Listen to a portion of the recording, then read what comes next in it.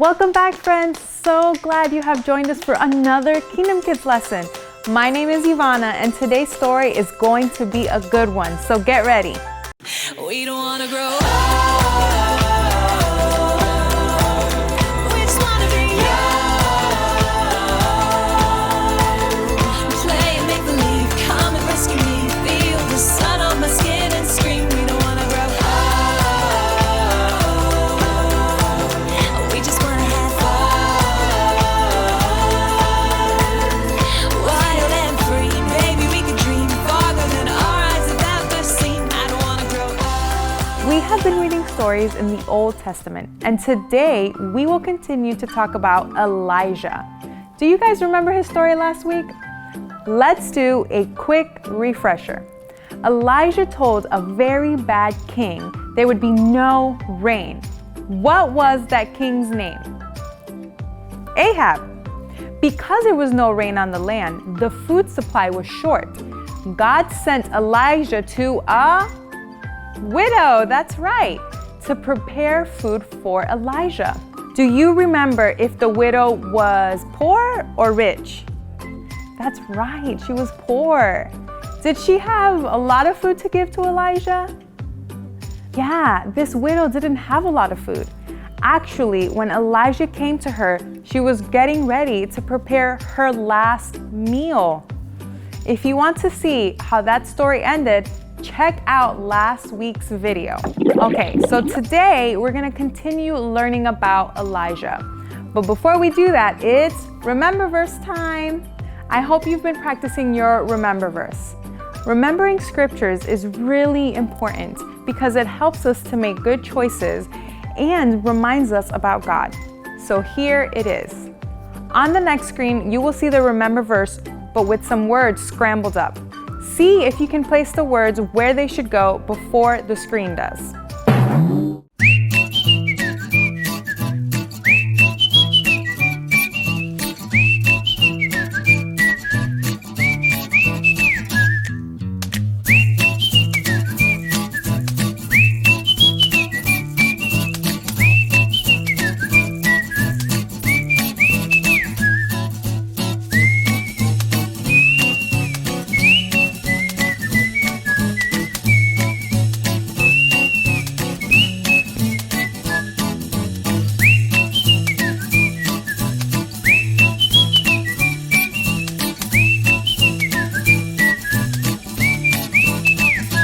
All right, guys, how was that?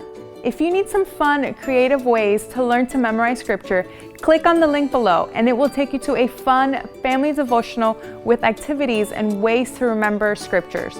Now, let's say the Remember Verse out loud. He counts the stars and calls them all by name. How great is our Lord! His power is absolute. His understanding is beyond comprehension. Psalm 147, verse 4 through 5. In the last 2 weeks, we have been reading stories that really highlight the scripture. These stories teach us that God is powerful and that He understands all things. We will continue to learn about God's absolute power in today's story. This story can be found in 1 Kings chapter 18, verses 16 through 39. King Ahab worshipped the false gods of Baal. So God sent Elijah the prophet to speak to King Ahab. Elijah told King Ahab, the Israelites, and the prophets of Baal to meet him on Mount Carmel. Elijah had everyone gathered together to witness a challenge between the gods of Baal and God. If the Lord is God, then serve Him. If Baal is God, follow him. Elijah said, I am the only prophet of the Lord. There are 450 prophets of Baal. Get 2 bulls, give one to Baal's prophets and one to me. We will build an altar to our gods and place them on the altar. You will call on Baal and I will call on God. The one who burns up the altar and the sacrifice is the one true God. Whoa! What is going on here? So, back in the day, different people worshipped different gods. There was a god for food, there was a god for sunshine, there was a god for rain, a lot of different gods. But that's not true. There is only one true God, and He is in charge of all of those things. King Ahab led the people, even God's people, the Israelites, to believe in all of these different gods. So Baal is the name of just one of the many gods the Israelites were worshiping, and Elijah is preparing a test to show people that they need to remember God, the one and only God. All right, let's go back to the story. The prophets of Baal went first. Baal's prophets prepared the bull and called on Baal all morning. They danced and shouted for Baal to respond. At noon, Elijah taunted them, saying, "Shout louder. Maybe he is busy. Is he asleep or out of town?" Baal's prophets continued to shout louder, but nothing happened. Elijah then repaired the altar of the Lord with 12 stones, one for each tribe of Israel. He dug a trench around it and arranged the wood. He had 4 large jars filled with water poured over the altar. He did this 3 times until the trench was full. Elijah prayed, "Lord, let these people know that you are God. Turn their hearts to you." Immediately, fire burned up the sacrifice, wood, stones, and licked up the water. When the people saw this, they fell down and cried, "The Lord, He is God." See, I told you these stories would help us to see God's power. Elijah wanted to show the people that Baal wasn't a real God. They can sing and cry out to Baal, but it would never help them because he wasn't real. God is. Elijah set up this test to remind the people that there is only one God. Sometimes we let others influence how we view God. This is what was happening to Israel. They were God's chosen people, but they let other people and a powerful king change their minds about God. I think this story is so important to remember because this can still happen to us today. Our friends, things we see on TV or online can influence and change our minds to what we believe about God. If we are not careful, we can start to believe things about God that aren't real. All right, here are some questions I want you to think about this week. What is your favorite part of this story? What do you think people were talking about while the contest was happening? Where does God act in this passage? How did God show His power? How have you seen God show up in your life or in someone you know? These are some great questions to talk through with your family throughout the week and learn together about God's power. All right, guys, let's see how much of the story you remember. I'm going to ask you some questions, and I will give you some seconds to think of the answer. See if you can say the answer before I do. Ready? What's the name of the mountain where all of this happened? Mount Carmel. How many prophets did Baal have? And how many prophets did God have? Yeah, Baal had 450 and God only had 1. How many pots of water did Elijah pour over the altar? 4. Do you remember Elijah's prayer? Lord, let these people know that you are God.